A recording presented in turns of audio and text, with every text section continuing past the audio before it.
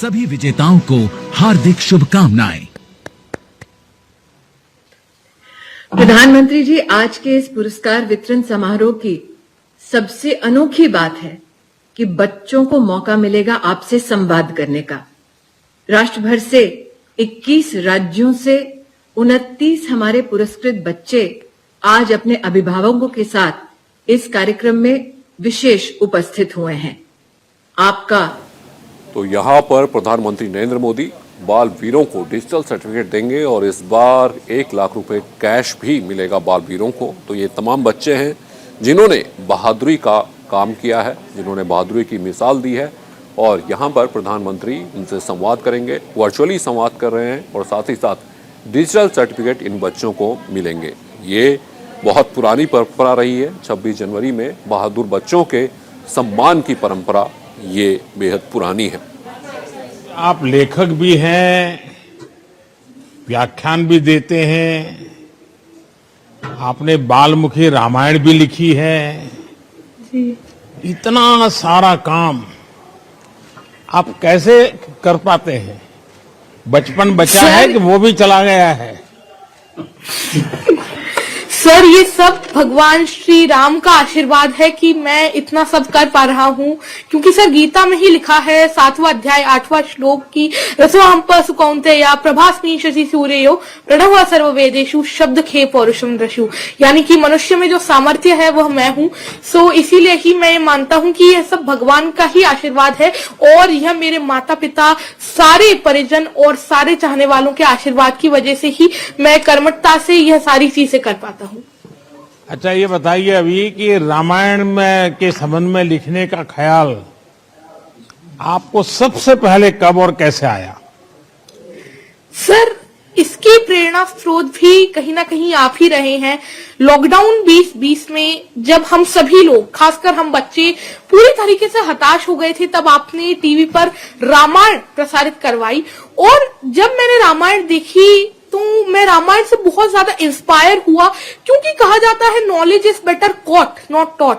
मैंने पहले भी रामायण का श्रवण किया था, पठन किया था, परंतु जब मैंने रामायण को देखा तब मुझे लगा कि भगवान श्री राम का चरित्र आजकल हम बच्चे भूलते जा रहे हैं। सो इसीलिए ही मैंने यह बालमुखी रामायण 250 छंदों में लिखी, ताकि भगवान श्री राम ने रामायण के थ्रू जो आदर्श स्थापित किए हैं, जैसे कि रेस्पेक्ट, आजकल हम लोग पेशेंस बहुत ज्यादा खो देते हैं, तो पेशेंस, ओबीडियंस, तो ऐसे सारे आदर्श हम बच्चे इस रामायण से सीख सकते हैं, अपने जीवन में उतारकर एक आदर्श जीवन जी सकते हैं। और मैंने इस रामायण को 10 भागों में बांटा है। अगर आपकी आज्ञा हो तो इसके पहले भाग राम जन्म के कुछ छंद मैं आपके सामने प्रस्तुत करना चाहूंगा। सुनाइए। बिल्कुल, वह छंद ऐसे है। देवनान किए विनती जब हरिजन में मां धरती पर तब, दशरथ के घर उत्सव आया, अवधपुरी में उल्लास था छाया, अवधराज के 4 दुलारे, राम लखन भरत शत्रुघ्न प्यारे, चारों कुमार अवध के प्राण, धीर वीर ज्ञानी बलवान। बहुत बहुत धन्यवाद सर। अच्छा, अभी आप रामायण में डूब गए, पिछले लॉकडाउन का आपने उपयोग कर लिया। रामायण में वो कौन सा पात्र है, कौन सा चरित्र है जो आप पर बहुत ही प्रभावी है, आपकी उसके प्रति श्रद्धा बन गई है? सर, ऐसे तो एक ही है, मर्यादा पुरुषोत्तम भगवान श्री राम, क्योंकि आजकल के जीवन में जीने के लिए हमें जो भी आदर्श की जरूरत है, एक आदर्श इंसान को कैसा होना चाहिए, भगवान श्री राम ने त्रेता युग में ही वह सारी चीजें दर्शा दी थी। वह कैसे सबको साथ लेकर चलते थे, कितना धैर्य वह रखते थे और सबका कितना आदर करते थे। ऐसी काफी सारी चीजें हैं जो मुझे भगवान श्री राम से सीखने को मिलती हैं। सो ऐसे आदर्श तो मेरे भगवान श्री राम ही हैं। अभी परिवार में सब तंग आ जाते होंगे, दिन भर तुम्हें रामायण करते रहते होंगे, तो घर के सब लोग नाराज हो जाते होंगे। नहीं सर, सौभाग्य से मेरे माता पिता मुझे सबसे ज्यादा सपोर्ट करते हैं। बचपन से ही इन्हीं से मैंने रामायण, महाभारत, गीता इन सब का चीज सुनी। और श्रीमद् भागवतम में 7वें अध्याय में 7वें कैंटो में लिखा है कि जब हम कोई भी आदत बचपन से ही डेवलप कर लेते हैं तो वह हमारे साथ जीवन भर रहती है। तो घर में भी जैसे कोर्ट के अंदर वकील धाराओं का उपयोग करके लड़ाई लड़ते हैं, तो तुम भी घर में शास्त्रों का उपयोग करते लड़ाई लड़ते हो क्या? नहीं सर, शास्त्रों का तो मैं जरूर ही उपयोग करता हूँ, परंतु मैं बच्चों को सिखाने में इनका उपयोग करता हूँ। मेरे मिशन संस्कार और शिक्षा के अंतर्गत मैं बच्चों को भारतीय शास्त्रों, भारतीय कल्चर के बारे में बताता हूँ और यह बताता हूँ कि कैसे हमारा जो भारतीय कल्चर है कितना ग्लोरियस है, कितना रिच है वह, और हम कितने आगे हैं। क्या अभी ये मध्य प्रदेश के पानी में ही कोई विशेषता है क्या, इस प्रकार के बच्चे तैयार होते हैं?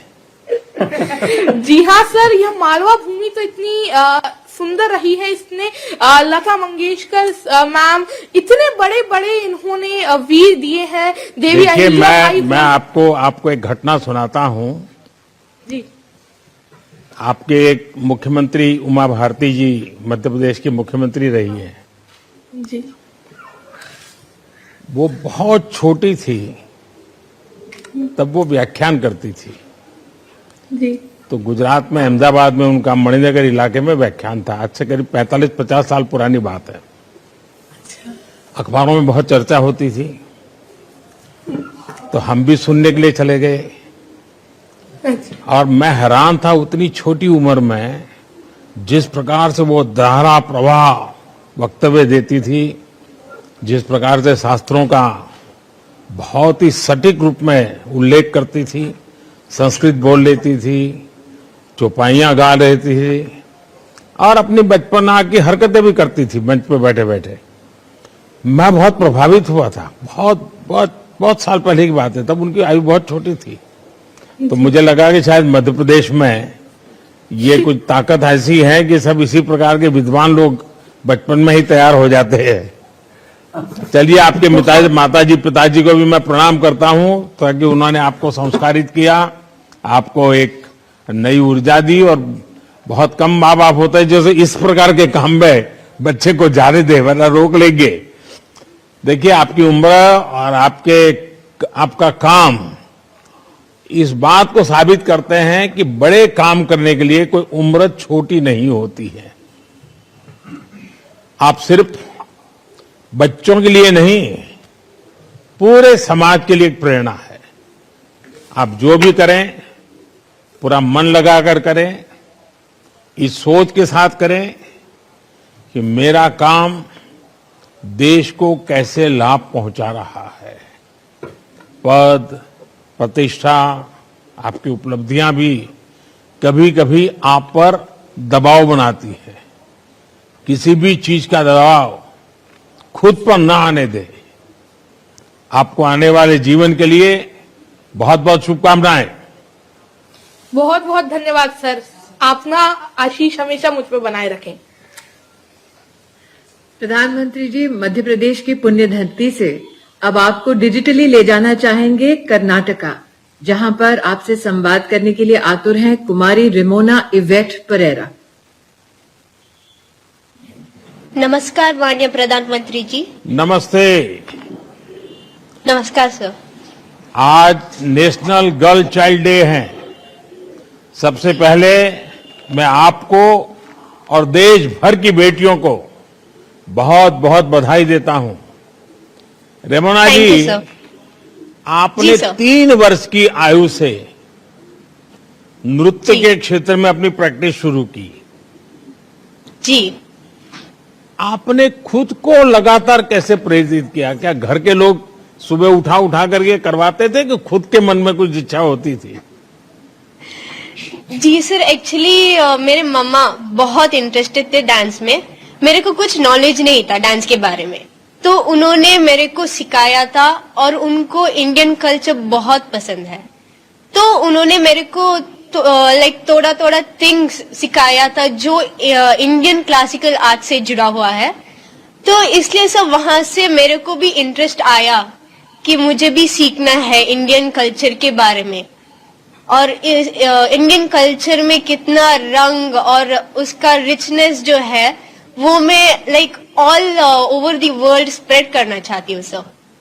अच्छा, ये सीखने में काफी कठिनाई आई होगी, कई बड़ी मुश्किलें आई होगी, तो परिवार का सहयोग के बिना तो हो नहीं सकता है।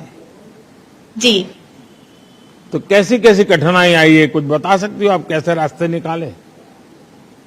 जी सर, तो फर्स्ट ऑफ ऑल मेरे पास पिताजी नहीं है, वो एक्सपायर कर गए हैं, तो उसके वजह से मामा को बहुत कठिनाई है, और प्लस हम लोग 2 बच्चे हैं, मैं और मेरे भैया, तो इन एजुकेशन फील्ड बहुत मुश्किल था, और बट फिर भी मम्मा ने कुछ ये बिना सोच के उन्होंने लाइक बहुत हार्ड वर्क करके उन्होंने मेरे को एक डांस क्लास में डाला और एजुकेशन दिया, और मेरे को डांस फील्ड में लाइक ये सब सोच के तो ऐसा नहीं होता है सर कि मुझे ऐसे ही बैठना है, मुझे भी एक है कि मेरे को भी मेरा मामा का नाम ऊंचा करना पड़ेगा और मेरे गुरुओं का नाम, तो इसलिए बहुत कठिनाई थी सर।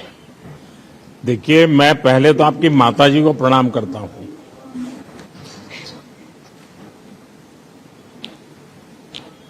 आप कितनी भाग्यवान है कि मां ने अपने जीवन में जो संकट आया,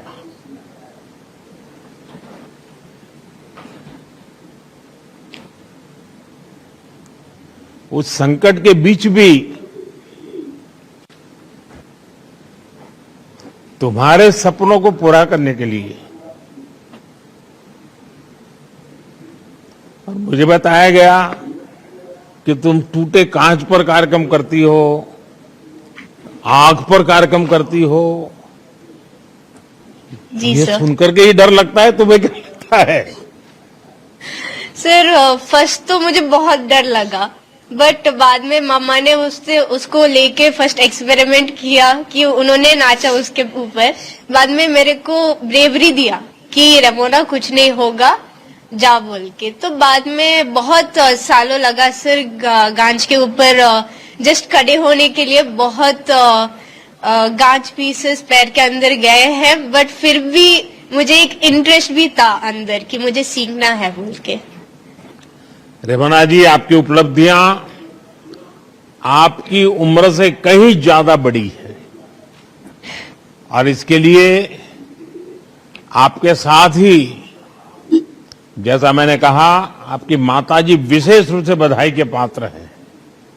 जी सर। पिछले कुछ वर्षों में ये हमारा प्रयास रहा है कि हमारे देश से, हमारा जो देश का सॉफ्ट पावर है,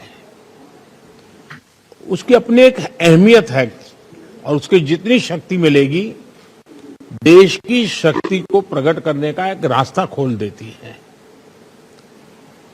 इस सोच को आप जैसे युवा कलाकार पूरी तरह समर्पण भाव से, क्योंकि ये कला एक प्रकार की साधना है, एक तपस्या है जो आपने प्राप्त की है। मेरी तरफ से आपको बहुत बहुत बधाई, आपके परिवारजनों को बहुत बहुत शुभकामनाएं। Thank you sir. प्रधानमंत्री जी, एक बेटे का अभिनंदन करने के साथ साथ आज आपने उनके मां के त्याग और मां की अभिलाषाओं को भी प्रणाम किया है, उसके लिए मैं हम सबकी ओर से आपका आभार व्यक्त करती हूँ। एक और बेटी त्रिपुरा से आपसे संवाद के लिए जुड़ना चाहेगी, उनका नाम है पुहबी चक्रवर्ती। नमस्ते आदरणीय प्रधानमंत्री जी। नमस्ते जी। वो भी बताइए, आप तो बहुत इनोवेशन करती रहती हो, सुना है हमने। जी सर। बताइए। सर, मेरा इनोवेशन एक्चुअली 2 किया है। एक है स्पाइरोमीटर नाम के एक चीज है, जिसके लिए मैंने एक GUI बनाया है, ग्राफिकल यूजर इंटरफेस। जो जो कोविड-19 के लोग होते हैं, उनके लंग्स बहुत खराब होते हैं, मतलब अगर ट्रीटमेंट के टाइम पे भी हो या पहले भी, तो क्योंकि कोविड-19 सबसे पहले लंग्स को ही प्रॉब्लम करते हैं, इसलिए मैंने ये GUI इसलिए बनाया है ताकि करेक्ट अमाउंट ऑफ ऑक्सीजन उनके लंग्स को जाके पंप करे और वो जल्दी से ठीक हो जाए। और मेरा जो दूसरा इनोवेशन है वो एक ऐप है जिसका नाम है एथलेटिक्स फॉर द आत्मनिर्भर एथलीट। सर मैं खुद भी एक एथलीट हूँ और मैं कैराटे में ब्लैक बेल्ट भी हूँ। उसी के साथ साथ मैं इंडिया को बहुत बार रिप्रेजेंट भी कर चुकी हूँ इंटरनेशनल लेवल पे।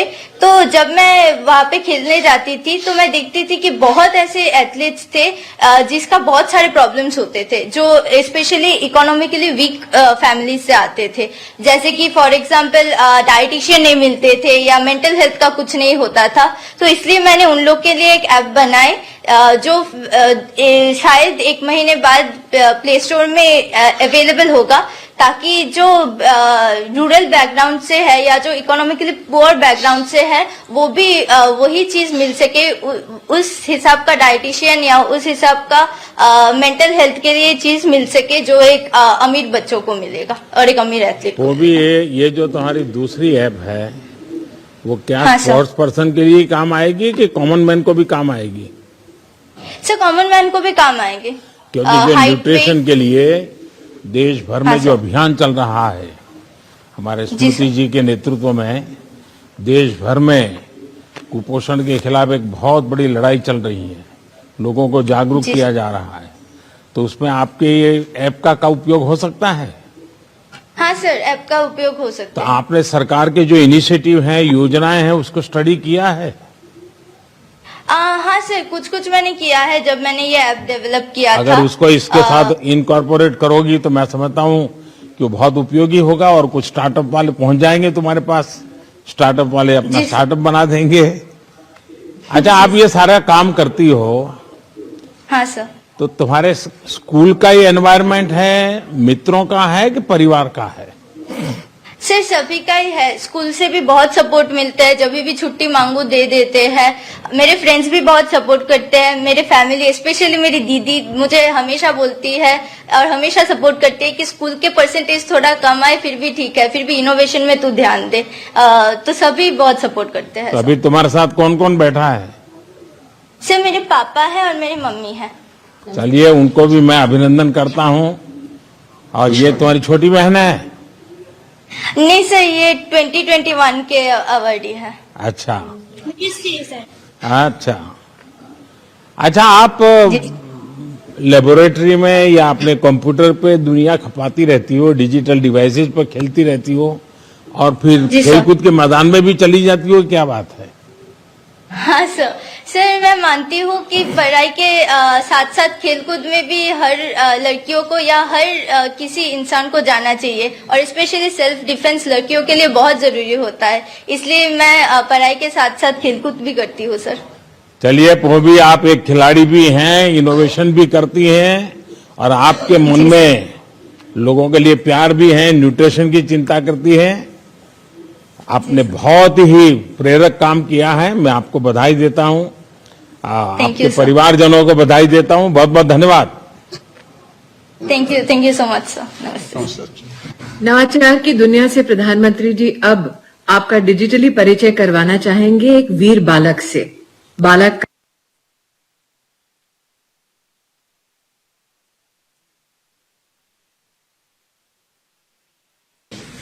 चलिए, आपका नाम तो बड़ा धैर्य से भरा हुआ है जी। धीरज, बताइए आपके साथ जो घटना घटी उसका जरा विस्तार से बताइए, कैसे सामना किया आपने? हम दोनों भाई गए थे भैंस धोने के लिए, तो हम नदी किनारा बैठ गए। हमारा भाई भैंस धोने लगा तो अभी अचानक से मगरमच्छ आया और हमला बोल दिया उस पे, तो चिल्लाया तो मैं गया तो मेरे गोड़ में लंगड़ी से मार दिया, तभी मैं घायल हो गया था। तभी के भी उनको खींच कर घर ले आए और घर से लेकर सरकारी हॉस्पिटल में बेतिया लेकर आए। चुपचाप रहा। उस समय आपकी उम्र कितनी थी? 14 बरस। अच्छा, तो ये आपका छोटा भाई था? जी। तो उस भाई को याद है सारा कैसे हुआ था, और अब याद करता है उसको? भाई को डर लगता है कि अभी हिम्मत आ गई है? डर लगता है, नदी के पास नहीं जाता है वो। हाँ। अच्छा, घटना जब इतनी हुई खून दिखता होगा, मगर इतना बड़ा दिखता होगा, तो आपको डर नहीं लगा? आपके दिमाग में क्या विचार आया उस समय?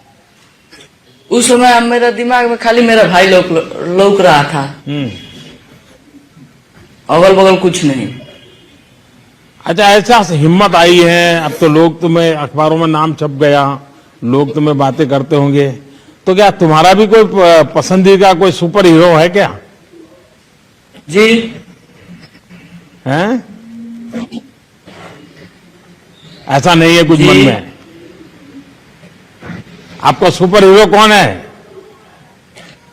सुपर हीरो हैं? चलिए कोई बात नहीं, मैं तो आपने जो साहस दिखाया, अपने परिवार की जो चिंता की, अपने भाई को बचाया, वो भाई होना वो एक बात है, लेकिन इस प्रकार से ऐसे समय साहस और समय सूचकता के साथ, और उसमें साहस भी चाहिए, संयम भी चाहिए, और बहुत बुद्धि के तरीके से आपने अपने भैया को निकाल दिया। मैं समझता हूं कि आप जैसे बालक ऐसी घटनाओं में जब अपने भीतर की सारी शक्ति को उपयोग करते हुए किसी की जिंदगी बचा देते हैं, तो अपने आप में एक प्रेरक बन जाती हैं। आगे क्या बनने के लिए सोच रहे हो धीरज? फौजी बनकर देश का सेवा करना। फौज में जाना है? जी चलिए, फिर तो देशभक्ति भी उतनी भरी पड़ी है आपके अंदर। मेरी आपको बहुत शुभकामनाएं, बहुत बहुत धन्यवाद। बहुत बहुत प्रधानमंत्री जी, वीर धीरज के बाद अब वीरों का प्रदेश पंजाब आतुरता से आपकी राह बांट रहा है, जहां पर समाज सेवा के लिए पुरस्कृत मेधांश कुमार गुप्ता आपसे संवाद करना चाहेंगे। मेधांश नमस्ते। नमस्कार माननीय प्रधानमंत्री जी। मेधांश बताइए, एक तो खुद के विषय में बताइए और अपने साथ कौन कौन बैठे हैं वो भी बता दीजिए। सर, सबसे पहले तो मुझे बहुत खुशी हो रही है कि मुझे आपके साथ बात करने का एक शुभ अवसर मिला, सो मैं आपको बहुत बहुत धन्यवाद करता हूँ। और सर, जो मेरा मेन फील्ड है जिसमें मैंने काम किया है वो मेरा आईटी के अंदर है, टेक्नोलॉजी में। तो मैंने उसमें काफी प्रोजेक्ट्स बनाए हैं एंड जो मैंने अपना मेन वर्क किया है वो मैंने कोरोना टाइम के अंदर किया है, बिकॉज लोग काफी पैनिक क्रिएट कर रहे थे कि लोगों को पता नहीं था कोरोना क्या होता है। तो उसके लिए मैंने अपने फील्ड के अंदर दायरे में रहकर मैंने लोगों के लिए एक ऑनलाइन पोर्टल लॉन्च किया जिसके अंदर लोगों को सारी जानकारी मिलती थी कोरोना के लिए, एंड उसके साथ मैंने एक हेल्पलाइन नंबर जारी किया जिस पर कितने लोग जुड़े थे तुम्हारे साथ? सर, उसके अंदर काफी लोग जुड़े थे ऑल ओवर इंडिया से, अलग अलग राज्यों से। एंड सर, मेरे साथ अभी मेरे मदर बैठे हैं एंड मेरे father and DM ma'am and उनके अधिकारी बैठे हैं। तो ये आपको आदत किसने डाली? माँ बाप ने डाली है? स्कूल में, कॉलेज में डाली? क्या हुआ? सर, मुझे जो मेरे को एक अवसर मिला वो मुझे मेरे पेरेंट्स की तरफ से मिला, क्योंकि वो भी आईटी के अंदर ही है उनका फील्ड। तो उन्होंने मुझे काफी एक्सप्लोर किया, सिखाया एंड मुझे मेरे फादर से काफी इंस्पिरेशन मिली कि मैं सोसाइटी के लिए कुछ कर सकता हूँ, क्योंकि उन्होंने भी काफी काम किया सोसाइटी के लिए। अच्छा, अपनी पढ़ाई पूरी करने के बाद आप नौकरी करना चाहेंगे या कोई स्टार्टअप वगैरह शुरू करेंगे? सर, मैं अपनी पढ़ाई कंप्लीट करने के बाद मैं चाहता हूं कि मैं अपनी कंपनी के अंदर मैं और जो मेरे दोस्त हैं मैं उनको कोडिंग सिखाऊं एंड साथ ही साथ मैं चाहता हूं कि जो कई बड़े प्रोजेक्ट्स हैं, फेसबुक, गूगल, तो मैं भी उनकी तरह कुछ डेवलप करूं और समाज की सेवा कर सकूं। मेधांश, आपको देखकर मुझे ये लगने लगा है कि पिछले कुछ वर्षों से किए गए भारत सरकार ने जो योजनाएं बनाई वो प्रयासों के कुछ अच्छे परिणाम निकल रहे हैं। हमारी कोशिश रही है कि हम देश के युवाओं को, आने वाली पीढ़ी को एक एंटरप्रेन्योरशिप के रूप में उनको कैसे उस तरफ आकर्षित करें, उस स्टार्टअप की दुनिया में आए, वो स्वयं एक प्रकार से जॉब क्रिएटर बने और देश की ताकत को बढ़ावा दे। आपने अपने काम से ये साबित कर दिया कि हमारे देश के बच्चों में जो योग्यता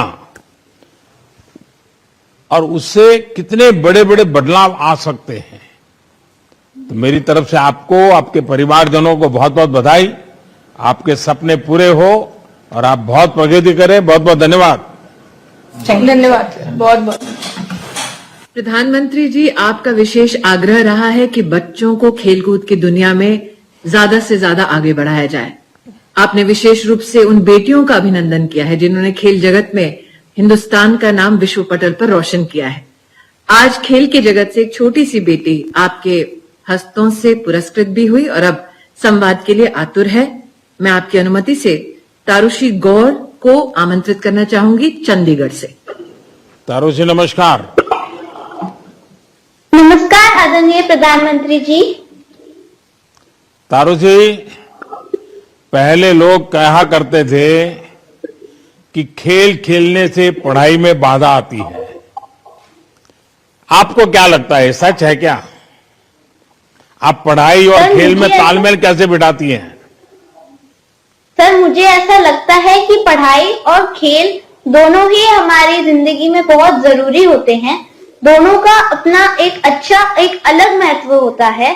पढ़ाई करने से हम आगे बढ़ सकते हैं, हम अपने देश के लिए कुछ अच्छा कर सकते हैं, और खेल से तो हम अपने देश का गौरव कर सकते हैं, हम देश को ऊंचा नाम दे सकते हैं।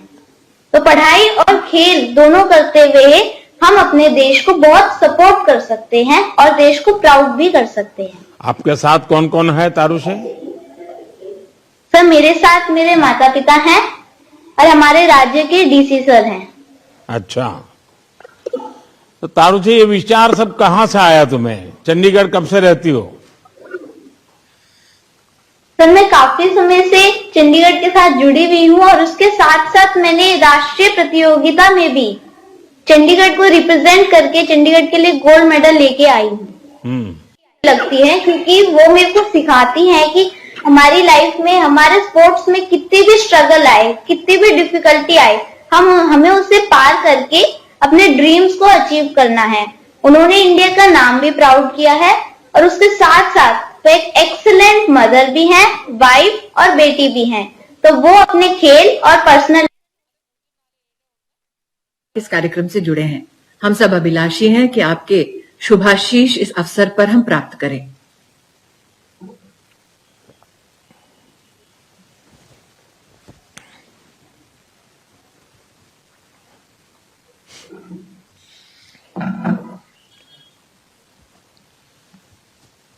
कार्यक्रम में उपस्थित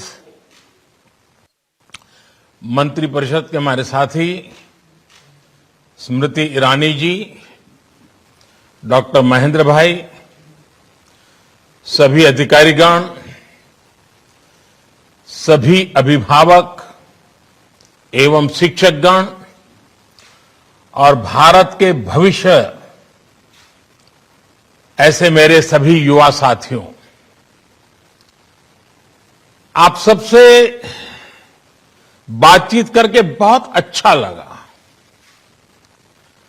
आपसे आपके अनुभवों के बारे में जानने को भी मिला। कला संस्कृति से लेकर वीरता, शिक्षा से लेकर इनोवेशन, समाज सेवा और खेल जैसे अनेकविध क्षेत्रों में आपकी असाधारण उपलब्धियों के लिए आपको अवार्ड मिले हैं। और ये अवार्ड एक बहुत बड़ी स्पर्धा के बाद आपको मिले हैं। देश के हर कोने से बच्चे आगे आए हैं, उसमें से आपका नंबर लगा है। मतलब कि अवार्ड पाने वाले की संख्या भले कम है, लेकिन इस प्रकार से होनहार बालकों की संख्या हमारे देश में अपरंपार है। आप सबको एक बार फिर इन पुरस्कारों के लिए बहुत बहुत बधाई। आज नेशनल गर्ल चाइल्ड डे भी है। मैं देश की सभी बेटियों को भी बधाई देता हूं, शुभकामनाएं देता हूं। साथियों, आपके साथ साथ मैं आपके माता पिता और आपके टीचर्स को भी विशेष रूप से बधाई देना चाहता हूं। आज आप इस मुकाम पर पहुंचे हैं, इसके पीछे उनका भी बहुत बड़ा योगदान है। इसलिए आपकी हर सफलता आपके अपनों की भी सफलता है। उसमें आपके अपनों का प्रयास और उनकी भावनाएं शामिल हैं। मेरे नौजवान साथियों, आपको आज ये जो अवार्ड मिला है, ये एक और वजह से भी बहुत खास है। ये वजह है उन पुरस्कारों का अवसर। देश इस समय अपनी आजादी के 75 साल का पर्व मना रहा है। आपको ये अवार्ड इस महत्वपूर्ण कालखंड में मिले हैं। आप जीवन भर गर्व से कहेंगे कि जब मेरा देश आजादी का अमृत महोत्सव मना रहा था, तब मुझे ये अवार्ड मिला था। इस अवार्ड के साथ आपको बहुत बड़ी जिम्मेदारी भी मिली है।